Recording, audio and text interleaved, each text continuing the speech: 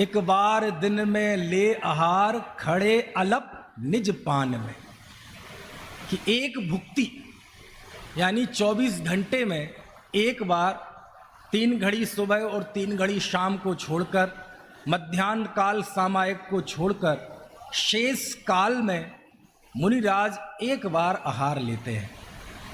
और एक बार आहार लेना इतना ही काफ़ी नहीं है, कम आहार लेना, अल्प आहार लेना। एक बार दिन में ले आहार, खड़े थोड़ा लेना और खड़े खड़े लेना। समझ में आया? खड़े खड़े क्यों लेना? बैठ के लो ना शांति से। समझ में आया? खड़े होना एक प्रतीक अर्थ तो हम सुनते आए हैं दादा के मुख से कि खड़े होकर और आहार वो इसलिए लेते हैं कि वो लोक में इस बात का प्रतीक है कि हे गृहस्थो, तुम्हारा घर बैठने लायक नहीं है। यद्यपि एक प्रसंग है, आपको पता, जब मुनि आहार के लिए आते हैं तो ऐसा लिखा शास्त्रों में कि वो अपने आप में लज्जित होते हैं कि मुझे देखो, अपनी इतनी बढ़िया साधना छोड़ के इस आहार के लिए गृहस्थों के संपर्क में जाना पड़ रहा है।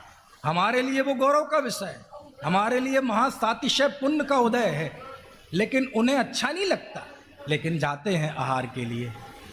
तो जब वह आते हैं तो खड़े होकर आहार लेते हैं। क्यों?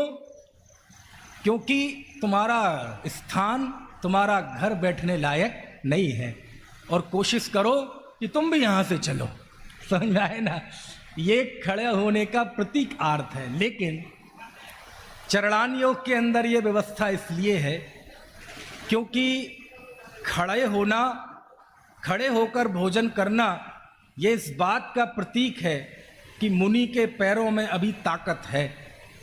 यदि वो बिना किसी का सहारा लिए, बिना दीवाल आदि का सहारा लिए, किसी दूसरे व्यक्ति का सहारा लिए यदि अपने पैरों पर खड़े होकर आहार ले रहे हैं, इसका मतलब उनका जीवन सामान्य है। लेकिन जिस दिन वह खड़े ना हो पाए, समझ लो उनका जंघा बल पूरा हो गया है अब, और वो समाधि की तैयारी करें, अब वो सल्लेखना की तैयारी करें। ये बात शास्त्रों में लिखी है। इसलिए वो कैसे आहार लेते हैं? खड़े होकर आहार लेते हैं।